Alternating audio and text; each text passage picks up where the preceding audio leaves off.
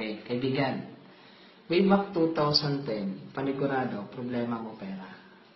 Ngayon, 5 years na nakalipas, 2015, I'm sure, problema pa rin pera. So kung mapansin mo, 5 years na nakalipas, problema pa rin pera.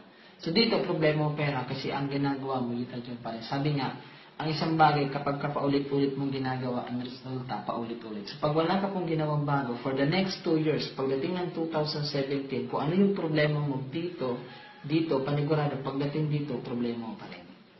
Okay? So since problema mo pera, ang ginagawa mong solusyon sa problema mo sa pera is nagtatrabaho ka. So ang tanong, effective po ba yung trabaho?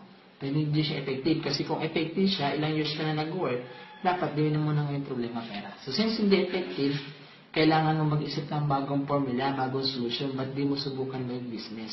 Okay? So bakit naman business? Pansinin mo, sino mga big time, empleyado, negosyante. Sino yung malaking saving sa bangko, may kotse, may magandang bahay, empleyado, negosyante. Di ba negosyante? So kung gusto mo maging magandang buhay, dapat magnegosyo ka.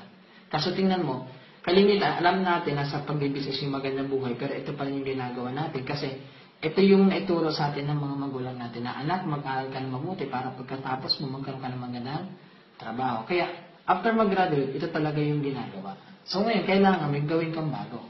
Okay? So simple na naman, bakit business? Tingnan nyo po. Pag pumasok ka sa trabaho, kailangan mo siyang aralin, kailangan mo siyang galingan, kailangan mong sipagan. Kasi ang goal mo dyan, ma-promote ka, ma-regular ka. Okay? Ngayon, pag pumasok ka sa business, kailangan din mo siyang aralin, kailangan mo din galingan, at kailangan mo din sipagan. Same process gagawin mo. Pero kung mapapansin mo, sa trabaho, meron siyang kontrata. After ng kontrata, tatanggalin ka dito. Okay? Sabihin natin na regular ka, 60 years old, tatanggalin ka pa rin. Sabi nga, retirement, kahit gano'n mo kamahal trabaho mo, tatanggalin ka dyan. Okay? Sa business, wala po siyang kontrata. Kahit umabot ka ng 60 years old, di ka po dito tatanggalin kasi negosyo mo to. Ibig sabihin, yung trabaho, temporary siya. Okay?